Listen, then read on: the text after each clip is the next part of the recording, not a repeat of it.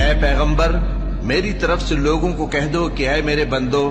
جنہوں نے اپنی جانوں پر زیادتی کی ہے، اللہ کی رحمت سے نا امید نہ ہونا۔ اللہ تو سب گناہوں کو بخش دیتا ہے،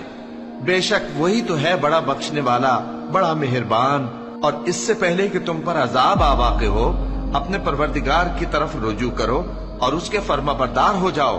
ورنہ بعد میں تم کو مدد نہیں ملے گی۔ اور اس سے پہلے کہ تم پر ناگہاں عذاب آ جائے اور تم کو خبر بھی نہ ہو، اس نہایت اچھی کتاب کی جو تمہارے پروردگار کی طرف سے تمہاری جانب نازل ہوئی ہے پیروی کرو۔ ایسا نہ ہو کہ اس وقت کوئی شخص کہنے لگے کہ ہائے اس کوتاہی پر افسوس ہے جو میں نے اللہ کا حق ماننے میں کی، اور میں تو ہنسی ہی کرتا رہا، یا یہ کہنے لگے کہ اگر اللہ مجھ کو ہدایت دیتا تو میں بھی پرہیزگاروں میں ہوتا، یا جب عذاب دیکھ لے تو کہنے لگے کہ اگر مجھے پھر ایک دفعہ دنیا میں جانا ہو تو میں نیکوکاروں میں ہو جاؤں۔